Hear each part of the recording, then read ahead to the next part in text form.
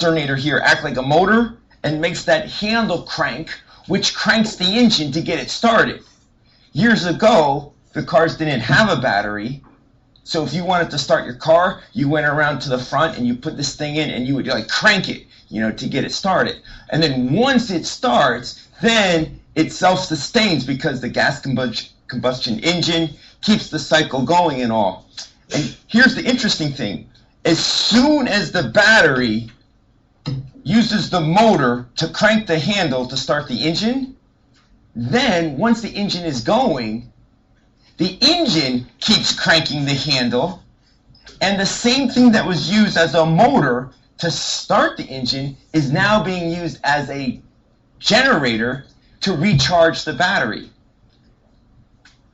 So if your battery is dead, perhaps the chemical reaction, ran out of reactants, or perhaps your alternator went bad. So you kept on, using your battery, and it wasn't recharging. Normally you use your battery a little bit, but then your alternator immediately recharges it. Now notice with this battery, there's also some internal resistance. We're going to learn how to handle that in the circuit, and the same thing with this alternator.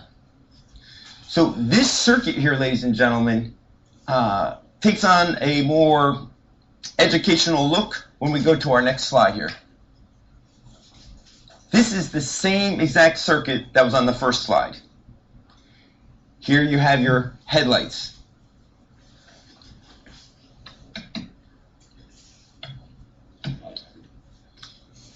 Here you have your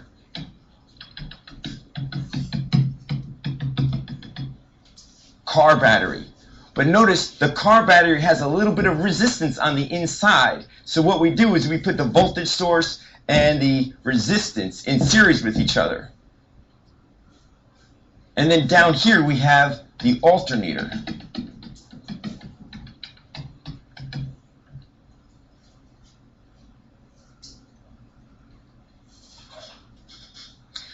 I would make this diagram a full-page diagram in your notebook. Sorry about that, I should have told you. Because we're going to add so much to it.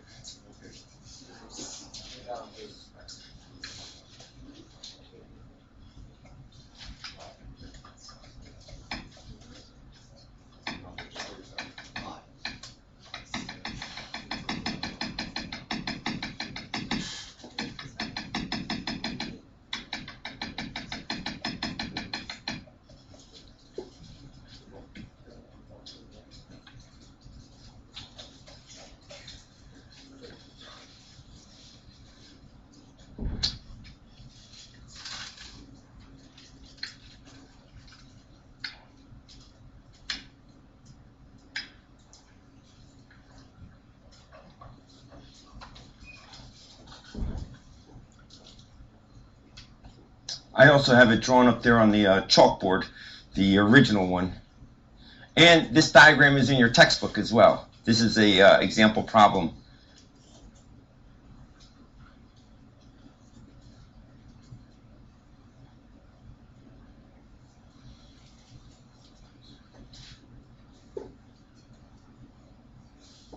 What I'm going to circle here, I wouldn't add this to yours. Keep your diagram simple, unless you want to, but I want to suggest that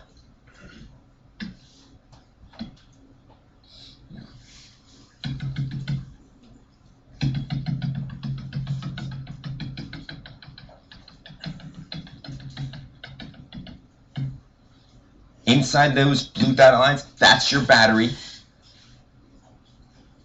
Your 12-volt battery, it also has some internal resistance on the inside. And then down here we have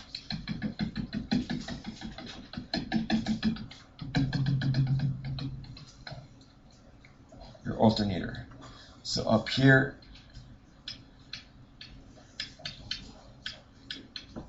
headlights. This thing here is the car battery. This thing down here.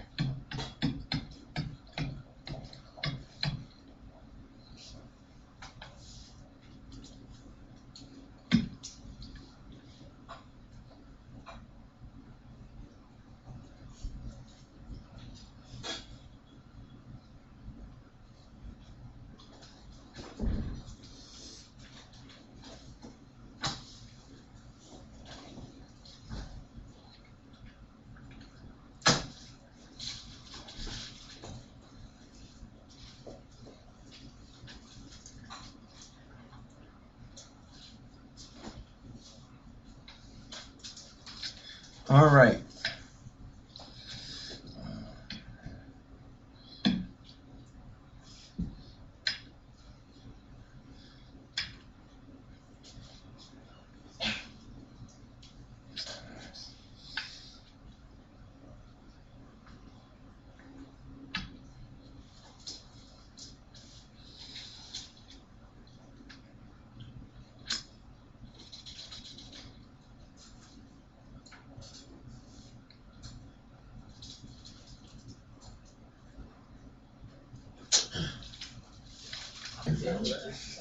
Here we go. Job number 1. What we want to do is identify the currents, name the currents, and guess on which way we think the currents are going, and draw arrows in those directions. So job 1, identify and name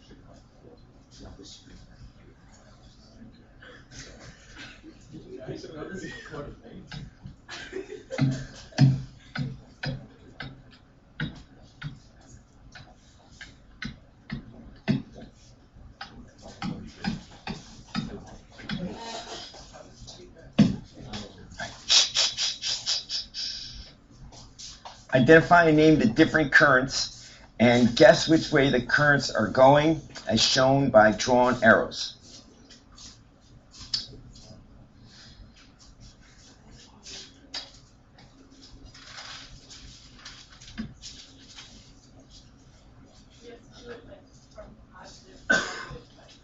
Yes, conventional currents. That's actually an important point.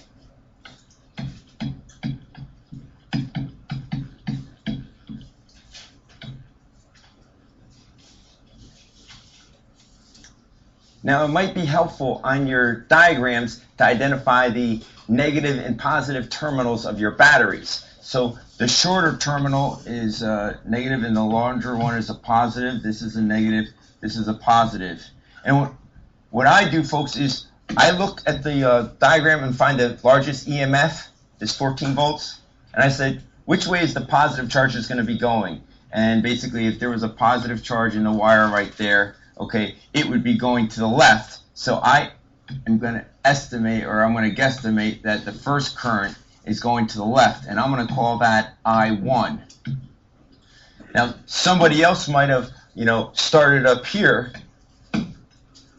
and, done this one first, and they might call this one I1. So which one you call I1 and which one you call I2 is a matter of personal choice. It really doesn't matter. And to tell you the truth, it doesn't even matter which way you put your arrow directions. If you happen to be right with your guesses on which way you think the currents are going, then your current answers are going to come out correct. They're going to come out positive. And if your guess on the direction is incorrect, then your currents are going to come out negative, which doesn't mean you did the problem wrong. You don't have to go back and redo anything. You just then know that the current is actually going in the opposite direction that you actually drew it with the arrow. Now, there's not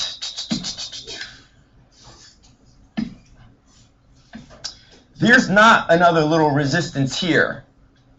So I'm just going to pretend, don't mess up your notes and all, but let's just say there was another little resistance right here. Yes? Okay. Now, sometimes students go along and they name this one here I2. they think, oh, look, this is another unknown. But really, that's not a different current, because this over here is all part of the same series branch. You know, there's only one pathway. So basically, if the current going through here is I1, then what would be the current going through this guy? It would also be I1. So then you would label it I1.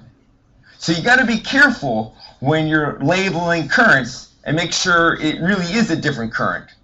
But then you see when you get to this point right here, how there's a fork in the road? That fork in the road right there is called the junction. And as soon as you hit the junction, you know the current is going to split. Some is going to go one way and some is going to go another way. So it's no longer going to be I1. It's going to be a different value. So let me erase this extra little.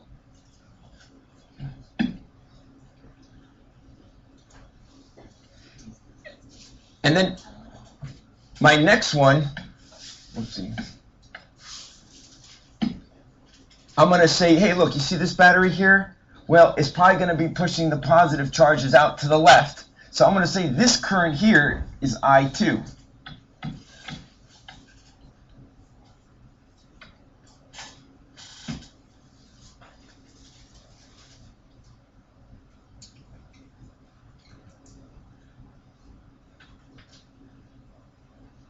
I know it's not going to be I1 because there's a junction in between the two of them.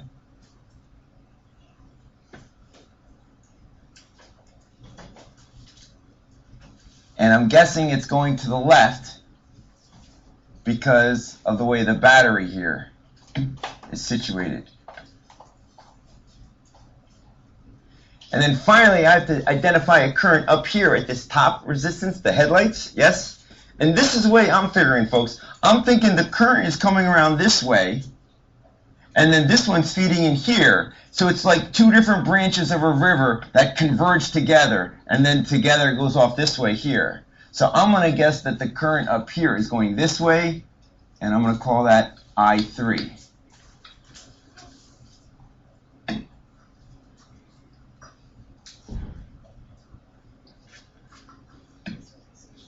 Yes. Yeah. Is that like all the way up that side and then to the right? Is that all I3? Exactly. And if you had other resistances along the way right here,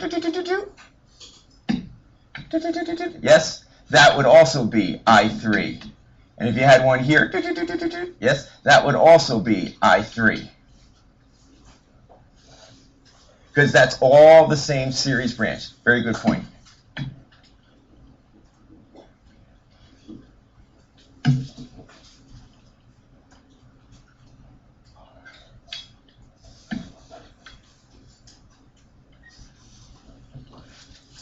The other thing we want to label with these currents is which side has a higher positive charge, which side has a higher positive charge concentration. And if the current is going to be flowing this way, then basically this is going to be more positive than this. So we put a positive sign over here and a negative sign over there, indicating that the current here is flowing from a higher concentration of positive charge to a smaller concentration of positive charge, or even a negative charge. And remember, our current right now, in our minds, it's the conventional current, the positive charge flow. Likewise, with this I2 right here, if the current is flowing this way, this we identify as a higher potential, positive, and this over here as a lower potential. And that's why the current flows from a higher potential to a lower potential. And then finally, the same up here, positive, negative.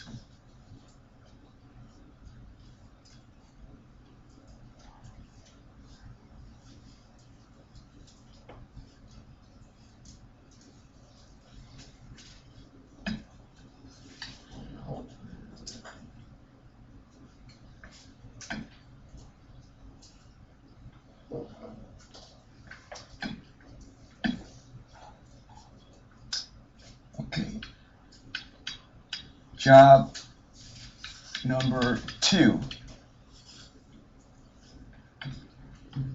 Apply Kirchhoff's junction rule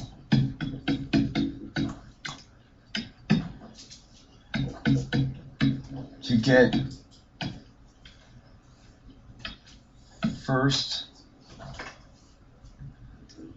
equation.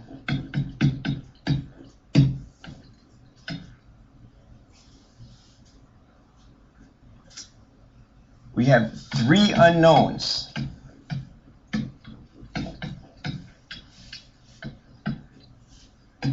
I1, I2, and I3. In order to solve for 3 unknowns, we're going to need 3 equations.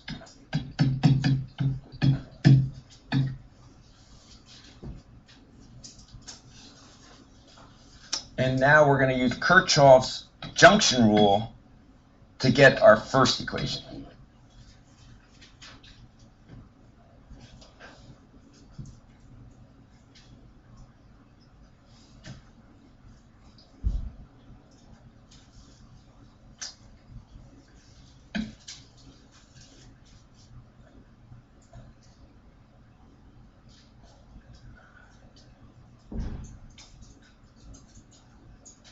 Can we continue? I need to make some room here.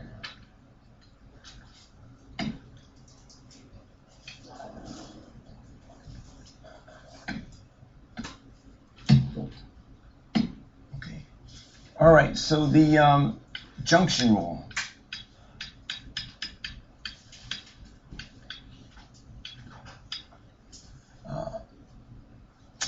Basically, if you take the sum of all the currents going into a junction, that's going to be equal to the sum of all the currents coming out of a junction.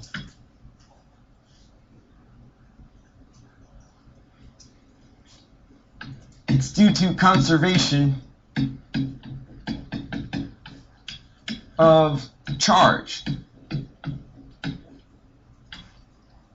When the charge goes into one of these junctions where 3 or more wires meet, the charge isn't going to be destroyed in there, nor is it going to be created in there. So it's kind of like an intersection where the cars are not allowed to park. There's no long-term parking there. So whatever car goes into the intersection has to come out of the intersection. So the sum of all the cars going into that intersection is equal to the sum of all the cars coming out of that intersection. But now we're not dealing with cars, we're dealing with coulombs of charge. We've seen this before with parallel circuits.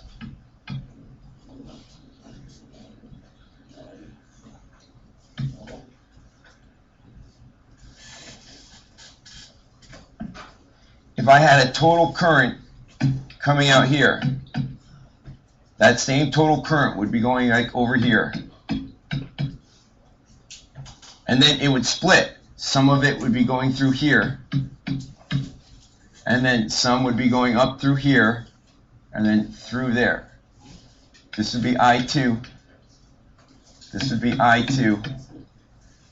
This here would be I2. And then what would this here be? Coming back over around. IT.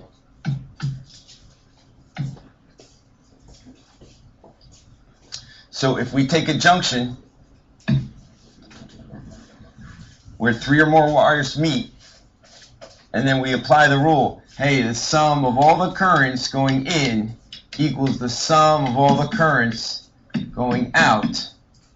Okay, well, is IT going into that junction? Yeah, so that's going to be on the left-hand side. What about I1? Is that going in? No, that's coming out, and I2 is also coming out. So that's going to equal I1 plus I2. So the currents going in this case it's just IT, equals the currents going out, I1 plus I2. So this is our current formula for parallel circuits. and we've already seen it here. And really, it's just an application of Kirchhoff's junction rule. Let me show you some examples of questions that you could be asked. Let's say you had a junction like this where 4 wires were connected. So this is part of a bigger circuit. The rest of the circuit's not shown going on over here. Yes? This is just one little piece. And you're told that there's 4 amps going in here, and you're told that there's 8 amps going up this way. Yes. And you're told that there's 16 amps going this way. And then the question is, how much current is going that way?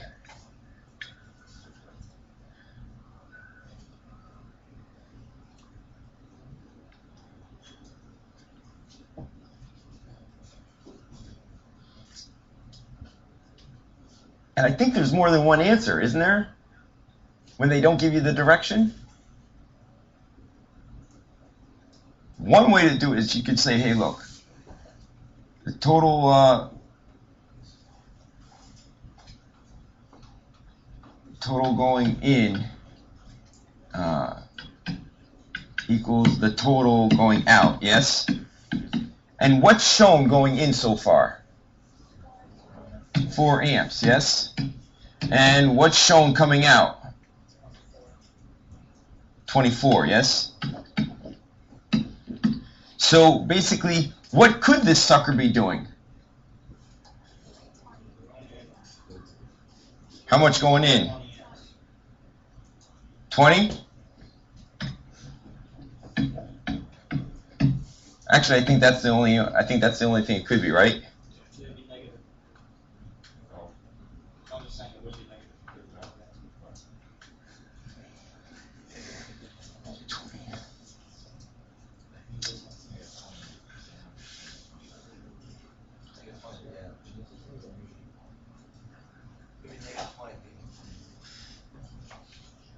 Yeah, but there's no, it has to be a positive current. So anyway, it would be 20 amps going in. Let's look at another example.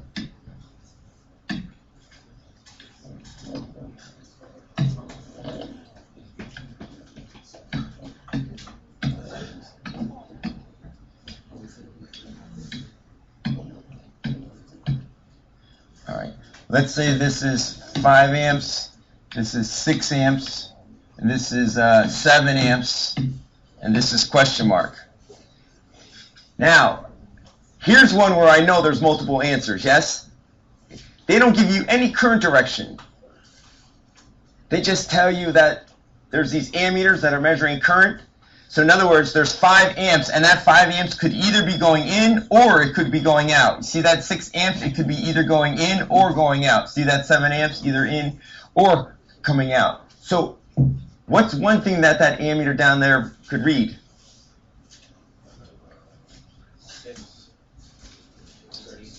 How? What would have to be going on with these guys? And which way would it be going? Well, 7, 5, 1, 8. So let's say the 7 and the 5 are going in, yes? And then what would this 6 be doing? Going out, and that 6 there is going out. So that's one possibility. It could be 6 amps, yes? What else could it be?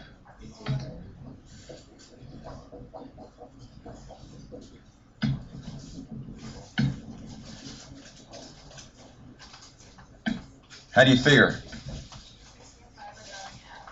6 and the 5 going out. 7's going in. So it's 11. So you need 4 going in. You guys get it? Yes? So we got to go back and apply this to our circuit here. And notice there's 2 junctions. One here and one there. You're only going to get one equation.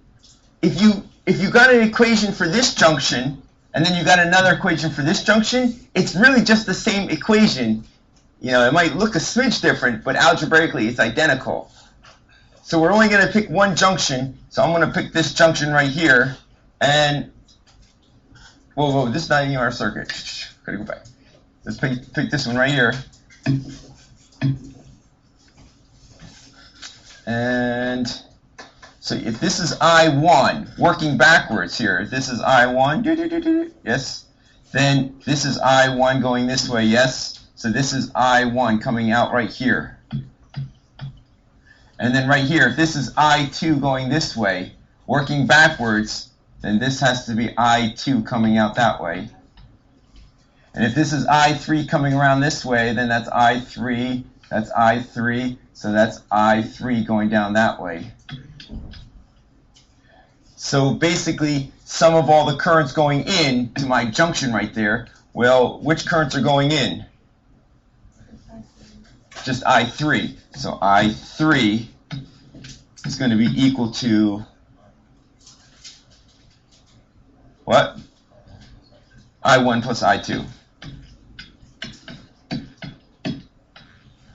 So there's our first equation.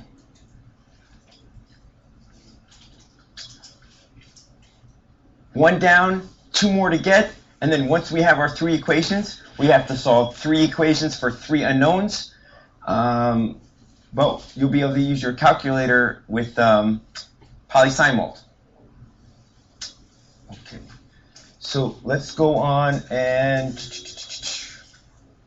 start writing up our next rule.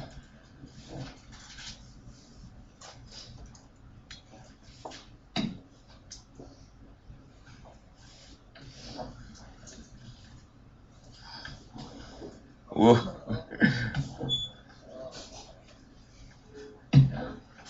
Oh man.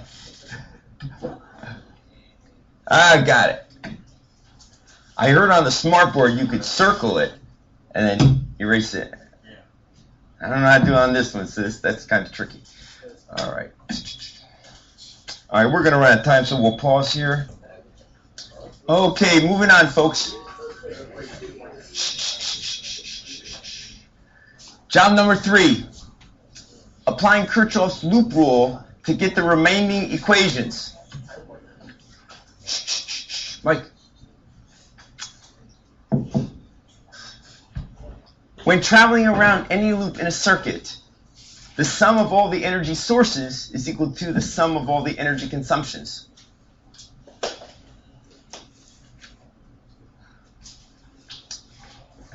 You know, think about that simple human circuit we made with the Fruit Loops and lifting up and walking on the chairs and all, yes? Okay. Now, when you gained energy, yes, we represented that two ways, with the Fruit Loops and with the gain in the altitude, yes?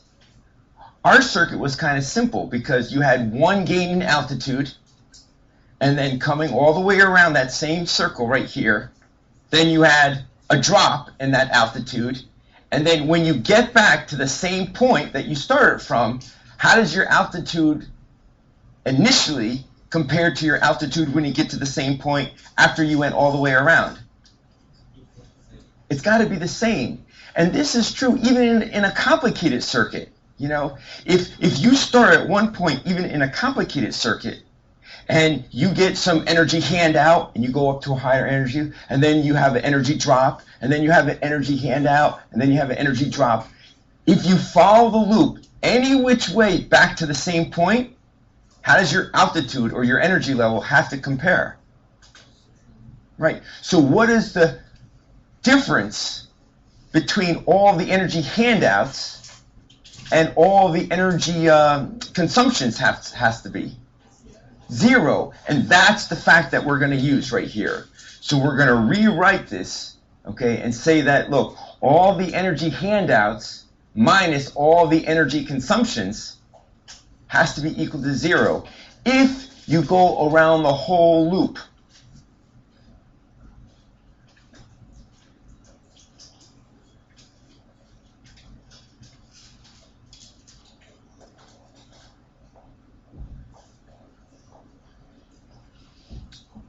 You guys got this top part?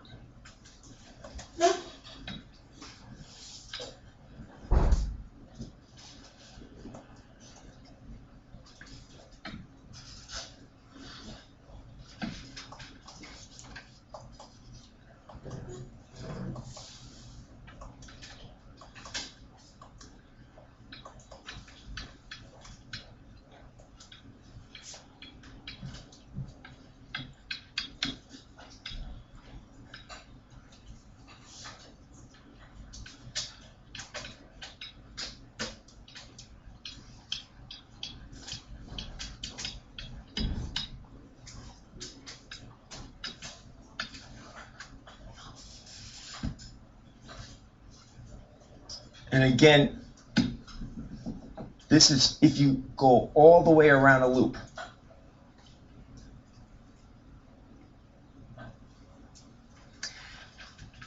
And with electricity, rather than talking about the complete energy handout, it's more convenient to talk about the energy handout per coulomb. The joules handed out per coulomb, or the potential difference, or the voltage. So another way of saying this same equation is the sum of the voltage sources minus the sum of the voltage drops equals 0.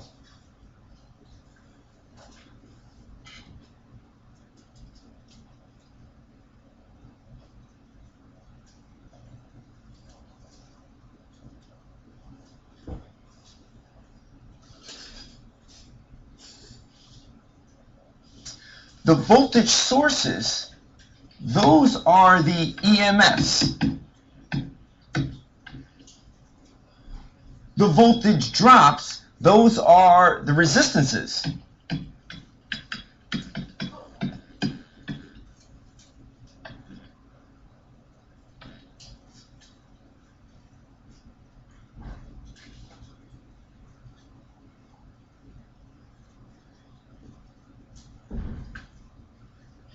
And again, we've seen this before when we studied series circuits.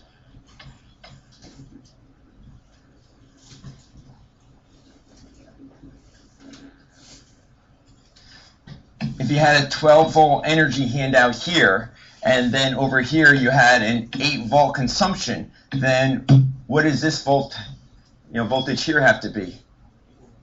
Has to be 4, yes? Because you know that you get 12 handed out, you're going to chow down 8 here, you're going to chow down another 4, you come back empty-handed, yes? So the way we said it, we said, hey, look, let's call this the total. This could be like V1, this could be like V2. So you could say that, look, V total equals V1 plus V2. We're just writing it a little bit different now. Now we're saying, hey, look, V total minus V1 minus V2 equals 0. Yes? If you take the energy handouts and you subtract down the energy consumptions, you're left with 0. This rule is really just the conservation of energy written another way.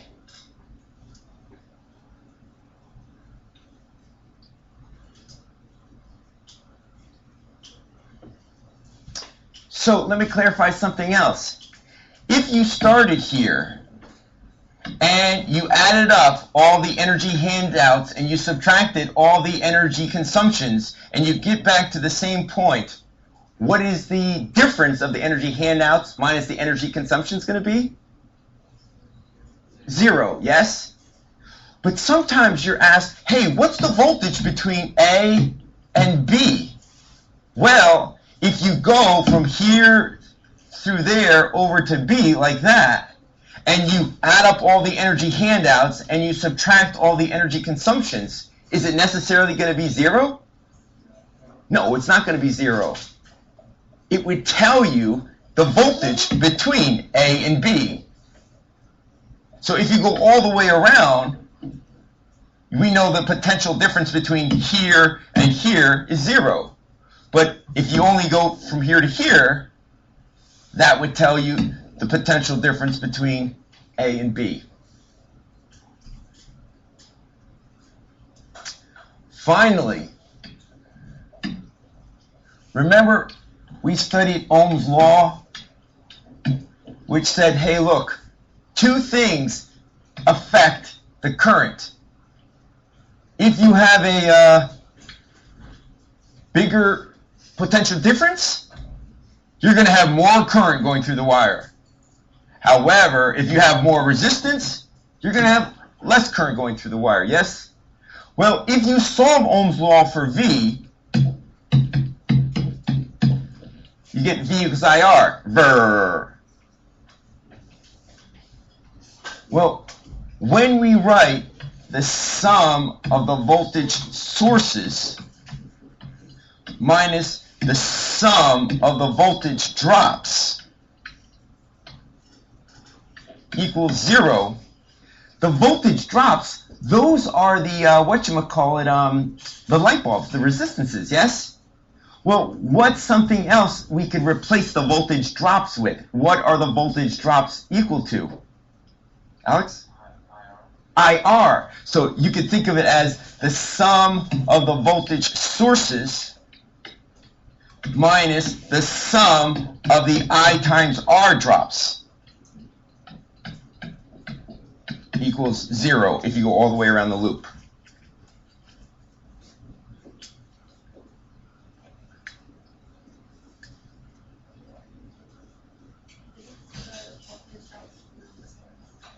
Yes. No, the voltage drops, you have your resistance here, but it's the voltage across the resistance. That's what this, so when I said these are the resistances, I mean they're the voltage used to go through the resistance. And what is that equal to? Well, it's equal to how much current is going through times whatever that resistance is.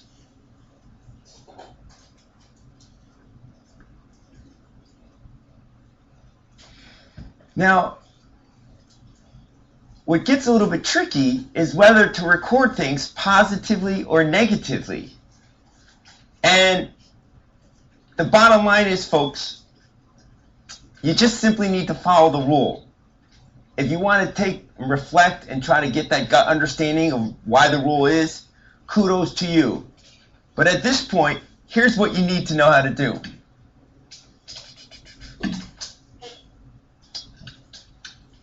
Choose a loop to analyze.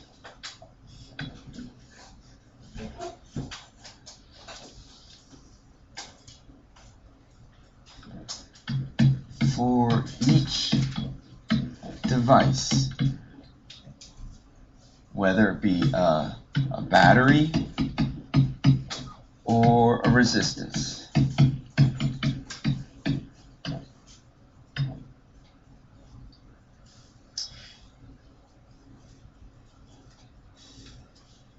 If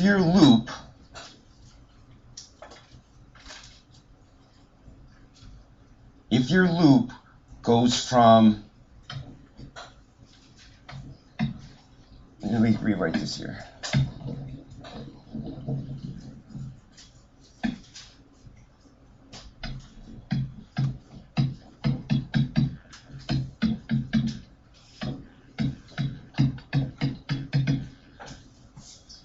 If your loop goes from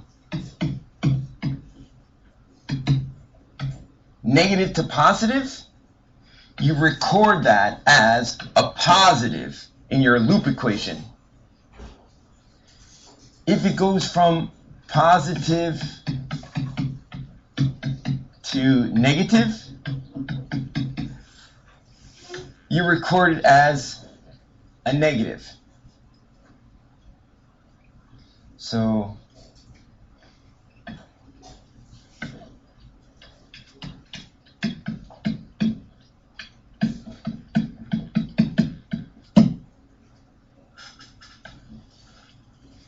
these are how you record it.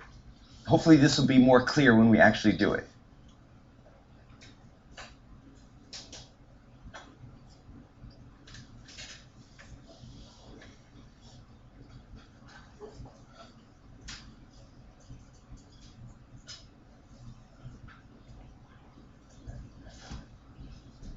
Ready, Freddie? All right. Again, really try to pay attention here. So, if you can get it right from the get-go, you'll be good to go.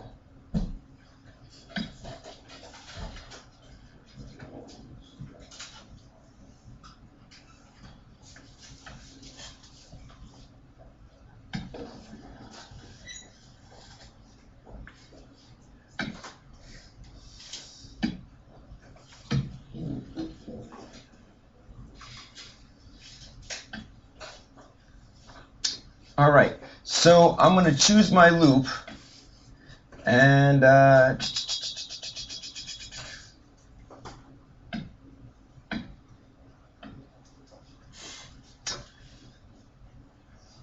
have a few choices.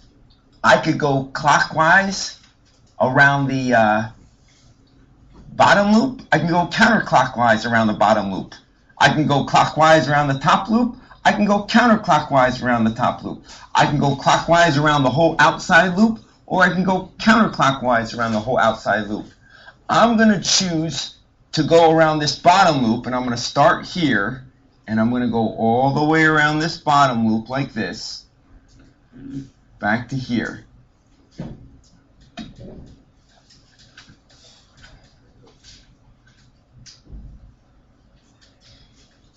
Now, as I come around, the first thing I hit right here, yes?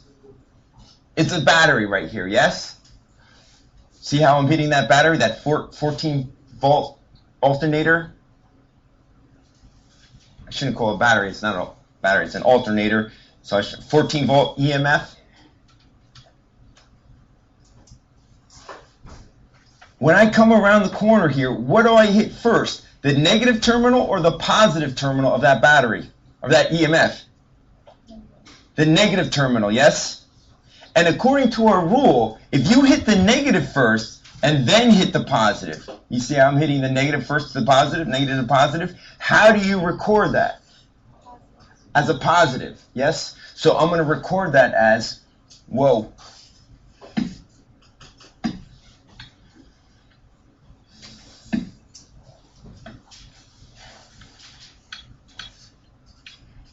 .00 volts, and it's positive because you see, as I came around, I hit the negative first and then the positive. So really, that's a handout. I'm really stepping up. I'm gaining energy there. So it's like an energy source, 14. All right, now what's the next thing I hit? I kind of covered it up, but it's in there.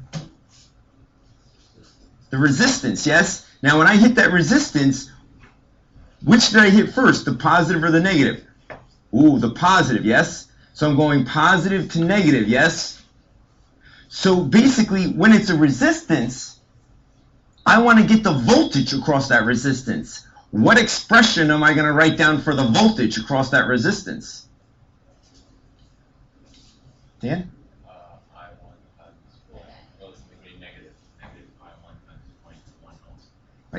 It's going to be an IR drop, so it's going to be the I1 in this case, times the R, which is 0.1. So let's write that down first of all. Plus I1 times the R, 0.100 ohms. But since I hit the positive first, yes? And then the negative, yes? Is that going to be positive or negative, Dave? Negative. So I can put a negative sign up over here.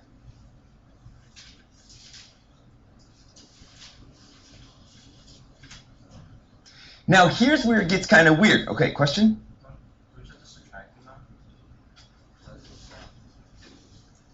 That negative, that takes care of the subtracting.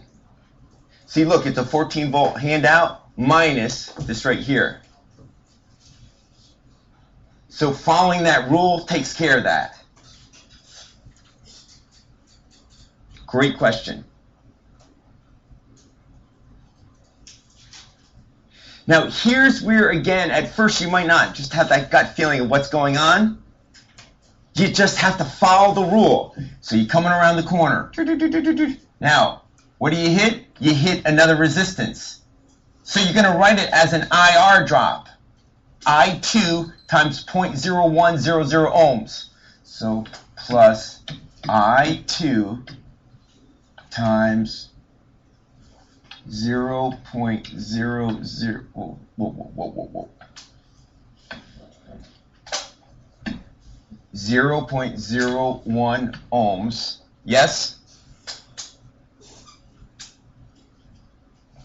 But watch carefully. As I go this way with my loop, this is my loop direction. Yes? With that little light bulb, what am I hitting first? The negative. So I'm going negative to positive. So how am I going to record that? As a positive. So it's positive. Ooh, no, this over here is the positive. I2 times 0.01.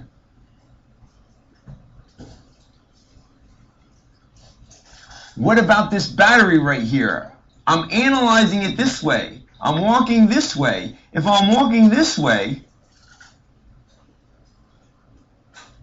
am I going to record that as positive 12 volts or negative 12 volts? It is going to be negative. Because look, I'm going from the positive to the negative. So it is going to be negative. And voila, I'm back to my starting point. So what does that have to be equal to? 0.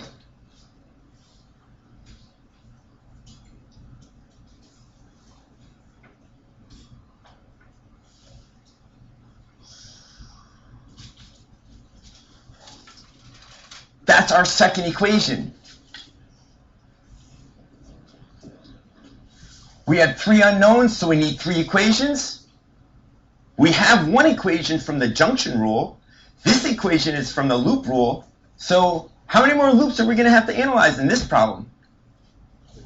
1 more. Now again, it's a choice. You can go all the way around the outside. I'm going to go around the top one here. So I'm going to go like this here.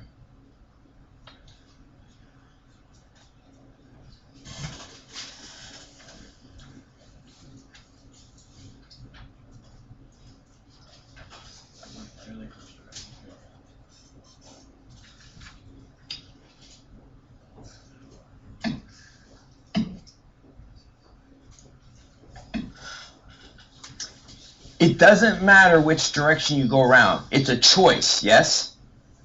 But as soon as you make that choice, you have to stick with that choice. And then your equation might look different than one of your classmates' equations because you might have all positive stuff, but they might have chosen to go the opposite direction, and they'll have all negative stuff, and it's really algebraically the same. So it's a choice. So here we go. We're starting here. We're going around. First thing we hit is that battery right there, yes? So what's that battery going to be right here? If I'm going this way now.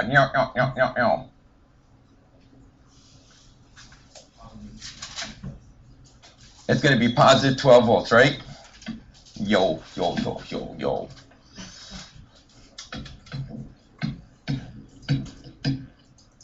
All right, what's the next thing I'm hitting there? It's an IR drop, right? And is it going to be positive or negative? Negative. So it's going to be plus negative I2 times 0.01 ohms. And you guys see why that's negative? No, we're not using the 14. Because I'm going this way.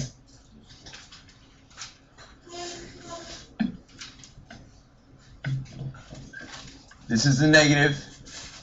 This is the positive. Which way am I going, Emily? To the left, yes? And when I go to the left through that thing, am I stepping up to a higher potential? Yes. So I'm going from negative to positive. So that's positive. Remember the rule?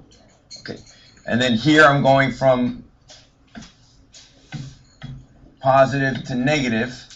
So what's that going to be? A negative. And then I come around the top right here.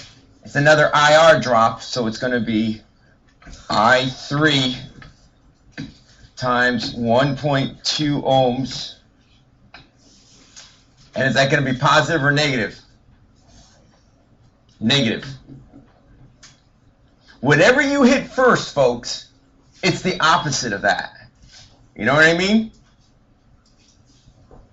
And then voila, I'm back to my starting point.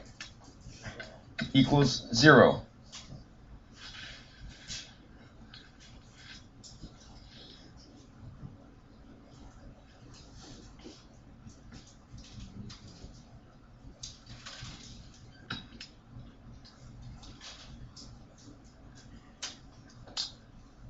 Yeah.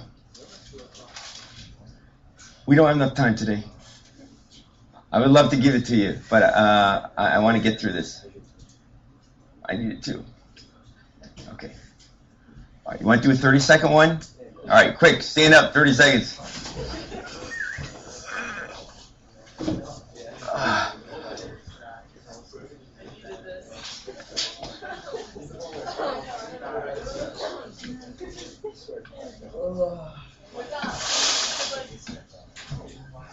Yeah, open that window. You want to rewrite each equation so it looks like this. Ready, guys? Some number multiplied by I1 plus some number multiplied times I2 plus some number multiplied by I3 equals some number. These some numbers, they're called the coefficients. They're going to be numbers. Is this for the calculator? So you don't have polynomial by hand? You need to get polynomial if you don't have it. I give it to you guys.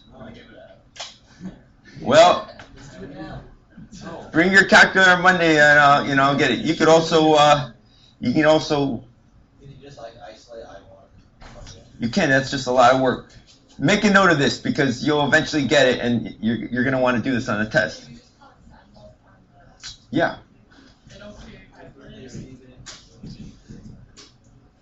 Yeah, that's a good question. I'm not sure.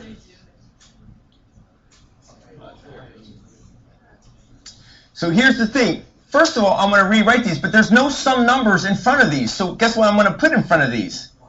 Ones. So this is 1 times I3 equals 1 times I1 equals 1 times I2. Yes? So if I wanted to rearrange it to fit this look, to fit this mold down below, yes? I could subtract these I1 and the I2 over, yes? If I take the I1 over to the other side, what would it be? If I take the I1 over to the other side, I'm undoing addition. I'm taking it over to the other side. -1 times I1, yes? And then what about the I2? If I take that over to the other side, again, it would become a negative, yes? Plus -1 I2 plus +1 I3 equals 0. And my coefficients, folks, are going to be the -1, the -1, 1, and 0. Those are the numbers I'll put in my calculator.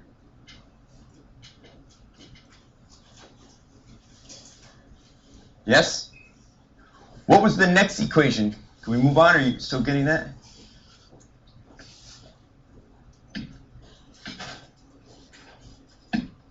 What was the next equation? The first loop equation.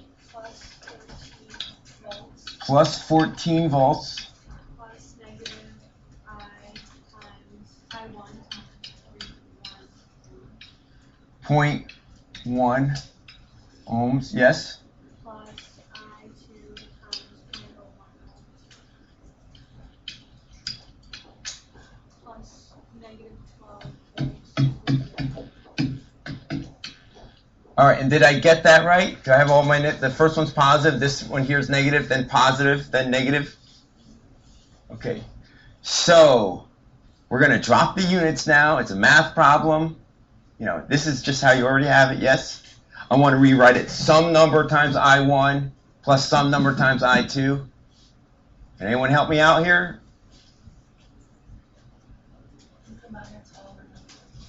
You're going to combine the 12 and the 14, and they're going to go on the right side of the equation.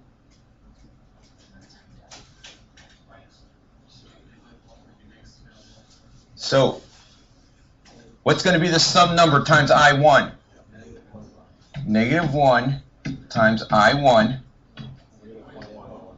Oh, negative 0.1 times I1 plus, what's the sum number times I2? Positive 0.01 times I2 plus, you have to have it there. What are we going to put in front of I3, even though there isn't any I3 in our formula? 0 plus 0 times I3 equals negative 2.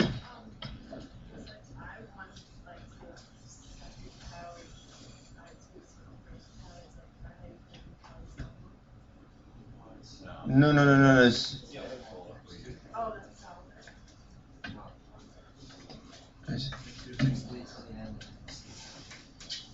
So those are the numbers you're going to have to put in. Okay? It'll ask you how many equations, and you'll say 3, and then it'll say how many unknowns, 3, and then you'll have to put in 4 numbers, 1, 2, 3, 4, 3 times, and then it'll spit out the answers to I1, I2, and I3. Okay? Huh? Where did I get the negative 2? The negative 12 plus the 14 is positive 2, but I have to take it over to the other side. So it becomes negative 2. All right, what's the next equation? 12 volts. Plus negative I2. Negative I2. Times 0.01 ohms. Minus I3. Minus I3. Times 1.2 ohms. I want to say this is plus negative, like that, equals 0. Okay? So, what am I going to have multiplied by I1?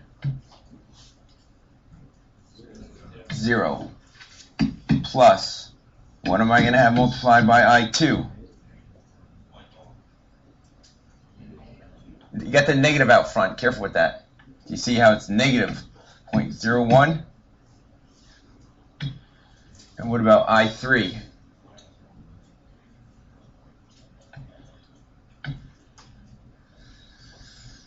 Negative 1.2 times I3 equals negative 12.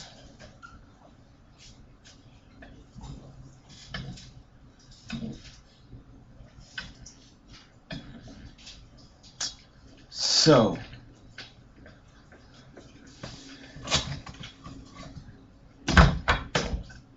of course, I left my calculator. Does anyone have poli-sci? Yeah. Do you know how to use it? You want me to show you?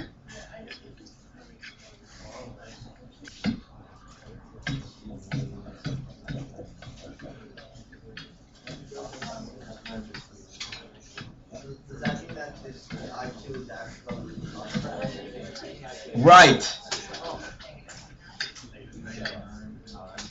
the battery.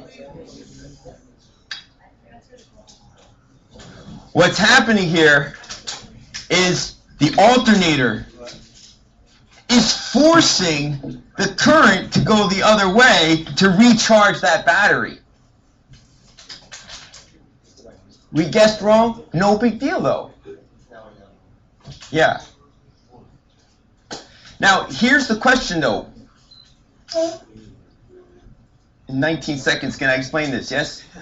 We said the current was going this way, and that this was the higher potential, and that was the lower potential, yes?